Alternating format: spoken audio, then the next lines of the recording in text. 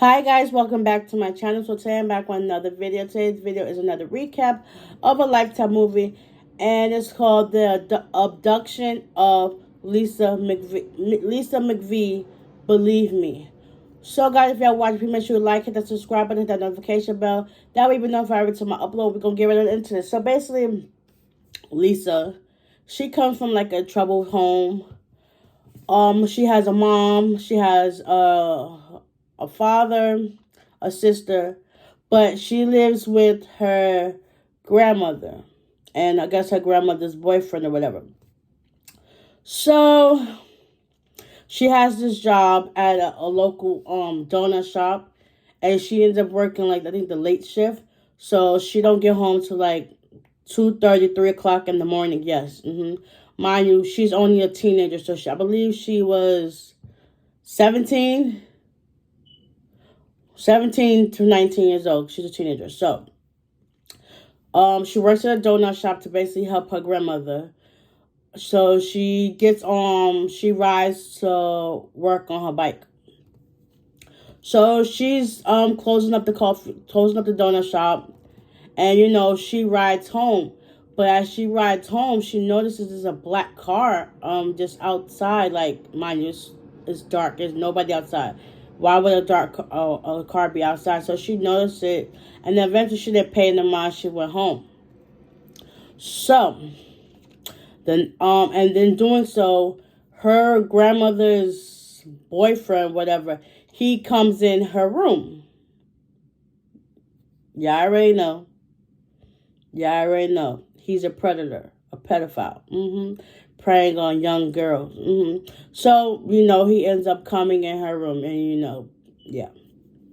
So then the next day rolls around, and she gets off late again, and she gets paid, and the owner was like, she was like, I'm glad you decided to take a chance on me. And he was like, sure, you're doing good. Like, I like the work you're doing. So he pays her, and then she leaves. So she's riding home on her bike, and she notices that same black car, like, trying to follow her. And then he has his headlights on, and she's riding, not paying no mind. So she goes past this, I guess like abandoned lot or whatever. And supposedly he dips off somewhere, and she thinks she's in the clear. And now she ride past the lot. His car is parked, and as she's riding through, he comes from the side of another parked car, and he grabs her and takes her into his car, and he has his way with her. He ties her up with a blindfold, put a gun to her, telling her to face the glass, keep your eyes closed. If you look at me, I'm gonna kill you. And he kept threatening her that after he had his time with her, he drove. But as he was driving, she was basically making a mental note of where she was at, and trying to get away, so thinks a way to get free. Eventually he drives her to this, it's like an office, a warehouse with a apartment above it. Like, y'all know how them stores that have houses all the top? Yeah, something like that. And he takes her there. So basically she's making mental note while she's blindfolded. She feels with her hand his facial features, and makes a mental note of that. Eventually he takes her in the bathroom to take a shower, and he has his way with her while they're in the shower. Then he takes her out, and they're on the floor. He does it again. Eventually he gives her some clothes, and she's still tied up with a blindfold and her hands bound. And then he lays her on the bed, and he lays her on the bed. Eventually, I think about some hours pass or whatever, she says she has to get up and go to the bathroom. And he was like kind of hesitant, but he let her go. So then she was like, I need some privacy. I can't use the bathroom. I need some privacy. So he eventually goes out the bathroom. So she's in there. She locks the door. She pulls up her blindfold. She takes a look at the mirror, and she's looking around like, okay. She makes a mental note. She makes sure she put her fingerprints on the mirror. She saw a pair of shoes in the bathroom, which is odd. Like, They were just sitting there. Mind you, the bathroom is immaculate. It's super clean. She makes an mention of her shoes. She also puts her fingerprints on the toilet seat, on the top part of the toilet seat, behind the toilet seat. So eventually, someone's gonna find her and realize that she was with this guy. After that, she goes back to the bed. He gets her some food. What she does is she takes a bobby pin out of her hair, and then she puts it underneath his bed. So I think she's there for about a couple of days or so. She's just there doing whatever he tells her to do. Okay, he keeps threatening her with a gun. Eventually, one day comes, and she's still making a mental note of her surroundings.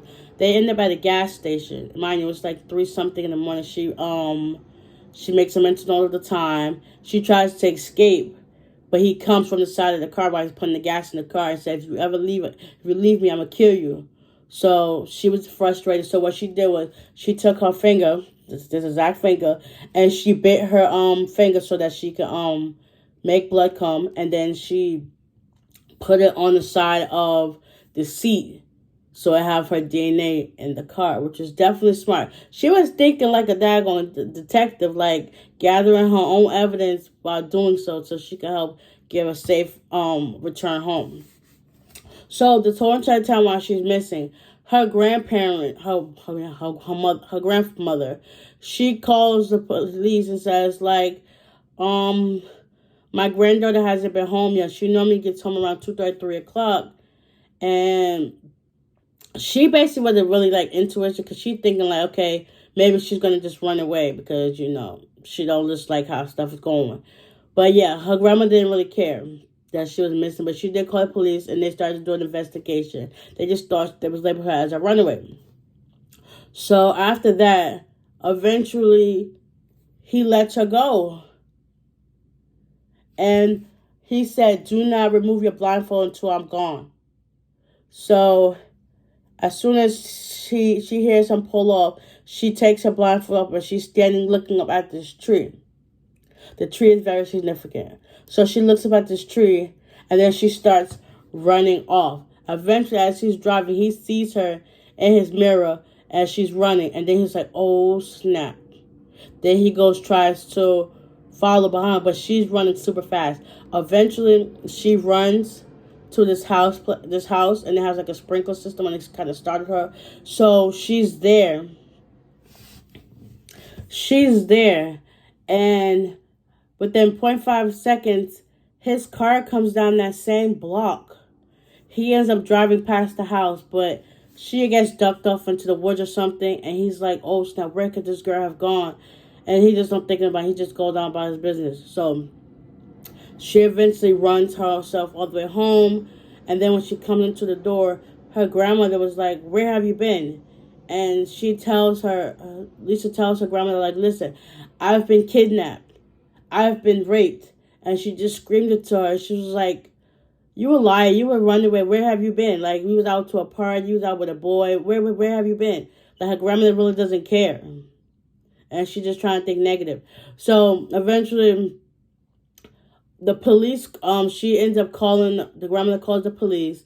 And the police was like, listen, we have to bring her in. We have to do a routine check to see about her well-being or whatever. And the grandmother was like, well, if that's just what you have to do, then, go ahead. So eventually they pick her up, but then that's it. Well, it's early in the morning, so by the time it's like daylight. So they come pick her up, take her down to the station, and the detectives start talking to her, and they're just like kind of blowing her off. So then eventually there's two women detectives, they talk to her, and they was like, well, maybe you think you did this, or you saw something that was supposed to be there. And it was like, and she's just like, she balls off into a corner and she starts crying like, why don't you believe me? Like, I'm telling you I'm telling you the truth, what's happened to me. Why won't y'all believe me? So eventually she's sitting there crying on the couch. One of the detectives leave and she goes talk to another detective, and she was like, listen, there's this girl in here who claims that she's been kidnapped, and the other guy comes in. His name is, I think, is Larry Pinkerton, he comes and looking at her like, she's just a child. Like, you can tell he had some compassion, and he kind of was curious about what she had to say. The other ones are just blowing her off like, whatever. They don't care. They're just still going to get paid. So he basically goes into where she was at. He shows her a picture of his daughter. Like, listen, I understand what you're going through. I would want somebody to listen to me, and I believe you. Like, I want somebody to do that to my daughter, because I have a daughter as well. So eventually she opens up and she starts talking to him, and he was like, I believe you. I believe you. So after doing so, she basically helps with the investigation. And basically she's the key witness to help cracking the case. Mind you, he done did this to over a dozen girls and women. Basically, he has it out for the women. He said all women are bees, and basically he has no regard for them. Basically. So with that being said, she helps with the investigation, but all her she tells the detective Pinkerton everything that's been going on from start to finish, and then they piece it together with all of the other clues they got from the other people. So basically, he's a serial killer preying on women. And yeah, it was crazy. So for that time being, they had her stay at another detective's house to keep under wraps. She couldn't go back to her job because basically he knows she's still alive because he let her go, and that it's only time gonna tell that they're gonna be looking for him. So with all the clues she gave, they was able to pinpoint him. They got his car. They saw him. When she told them that they was at a gas station, they went and got the footage from the camera from the gas station, and they seen a picture of him. They got that. And then one day, there was a police officer just driving down the road, and he was right behind the car. The car stopped in front of some prostitutes that was on the corner, and he was like, well, I have a situation, but I just want to make sure that you're not a part of it. So he was able to take a picture of him because he did not want to give him his DNA. Take a picture of his face while he was in the car. And, they took it back to the police precinct. And she was able to identify him based off of what she remembered from his facial features or whatever, because she know the inside of his car. So after that, they eventually got him. And, she was the hero that helped crack the case, because nobody wants to go through that. She told detective what's been going on with her at her house. And they eventually arrested her supposedly stepfather, which is also her grandmother's boyfriend, I believe. So why she wasn't there to protect her. Basically, her mom left her to go with her grandmother. While she's at her grandmother don't really care what's going on with her. She just basically labels her as a not to deal with child runaway. Like, nobody that really cares. Nobody loves her. So all the while, the only person that really cared for her and showed her love was her Aunt Carol and her uncle and her sister Lori. I think Lori is younger than her, so she had to go stay with her mom.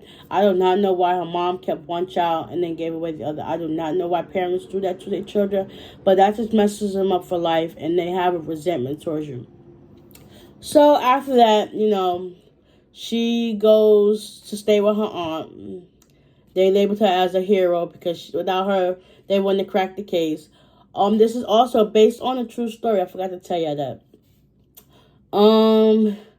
She eventually got the love that she's been craving for from her aunt and uncle. She grows up she becomes a detective. She has her own daughter and her granddaughter, and basically her and the detective are still friends to this day. It was sad that nobody really believed her. If it wasn't for that detective to take a chance on her, I don't know, things probably would have went left, and she probably would have hurt herself in some form or fashion, because you tell your mom what happened, you tell your grandma what happened, and they don't care. They just shrugged it off like whatever. But doing so, she wrote a letter to her mom Because before, when she moved to her grandma's house, her mother told her, "You're never going to be anything." And then she wrote that back to her mom, and she was like, "Dear Mom, you told me I'll never be something." And she was like, "Look at me, goodbye." And that was that. Mother shared a little tear, like, dang. Yeah, you don't tarnish a great relationship that could have been saved a long time ago if you just showed her a little bit of love, showed her a little bit of understanding, showed her a little bit of caring. Like, all it takes is one act of kindness, and it'll go a long way. But the fact that you just was negative about the whole situation, her whole life, it's like, that's sad. That's sad how parents are to children. They ain't asked to be brought into this world. They did not ask one bit. Okay? But yeah, I hope you guys enjoyed this recap of Believe Me, the abduction of Lisa Mcvey. This is based on a true story. Google her name, Lisa Mcvey, and you can find out the truth as well, okay? So yeah. With that being said, I hope you guys enjoyed this recap. Please give it a like, hit that subscribe button, hit that notification bell, and I will see y'all in the next one. Bye!